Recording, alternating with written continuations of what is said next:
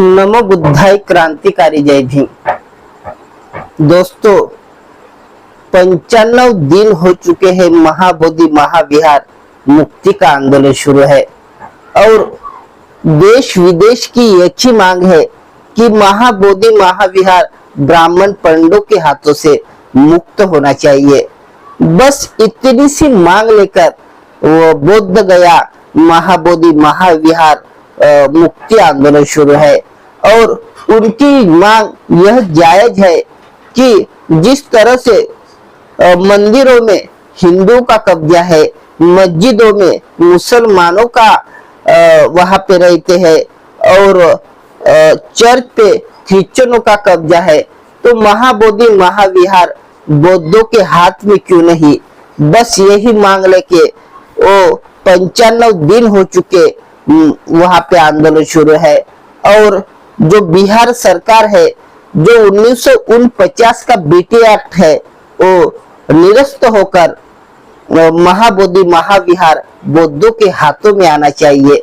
बस यही मांग लेके आंदोलन कर रहे, लेकिन बिहार सरकार हो, केंद्र सरकार हो, उन्होंने अभी तक इस आंदोलन स्थल को मिले नहीं, उनको कोई वहां से एक्शन नहीं लिया। दोस्तों जब बौद्ध पूर्णिमा बौद्ध पूर्णिमा का दिन था तो दुनिया भगवान बुद्ध को वंदन करती है, जो समता शांति और करुणा का शिकवन देने वाले तथागत बुद्ध को याद करती है। लेकिन उस दिन बिहार के राज्यपाल बोध गया पे गए और महाबोधि महाविहार टेम्पल में वहां पे शिवलिंग की पूजा की और जय श्री राम के नारे लगाए। यह कितना उचित है कि अगर हम दूसरे धर्म के मंदिर में जाते हैं और दूसरे नारे लगाते हैं तो यह उचित नहीं है। और यह जो बौद्ध पूर्णिमा थी तो लोगों में यह मैसेज दिया और लोगों काफी जो उसकी भावनाएं है वो आहत हुई। लेकिन उसी दिन भंते विनाचार्य को वहां से जेल में डाल दिया गया, जो उसकी बस एक ही मांग है कि महाबोधि महाविहार मुक्त होना चाहिए। वो आंदोलन कर रहे थे, लेकिन मनोवादी शक्ति, मनोवादी ताकतें यह नहीं चाहती कि कोई आंदोलन कर रहा हो तो वो आंदोलन आगे बढ़े। उस आंदोलन को रोकने के लिए हर तरह की कोशिश कर रहे हैं और उन्होंने भंते विनाचार्य को जेल में डाल दिया गया है।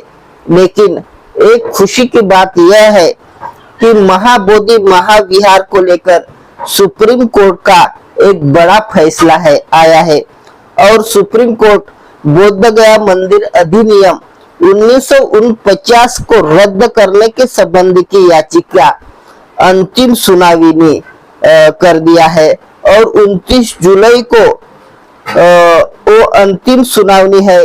जस्टिस दीपा शंकर दत्ता और जस्टिस प्रसन्ना बी वराले ने 12 साल की जो पेंडिंग थी, जो नागार्जुन सुरेश देसाई ने वो याचिका दाखिल की थी कि महाबोधि बीटी एक्ट रद्द करने के लिए उसको 12 साल को देरी के लिए सरकारी वकीलों को फटकार लगाई है और सुप्रीम कोर्ट ने कहा है अब कोई और स्थगन नहीं दिया जाएगा, ऐसा उन्होंने कहा है। और 29 जुलाई को अंतिम सुनवाई है, तो यह काफी थोड़ी उम्मीद जता रही है कि महाबोधि महाविहार जो 95 दिन हो चुके हैं वहां पे आंदोलन शुरू है और यह हमारे आंदोलन का यह नतीजा है कि सुप्रीम कोर्ट ने जो सरकारी वकीलों को फटकार लगाई है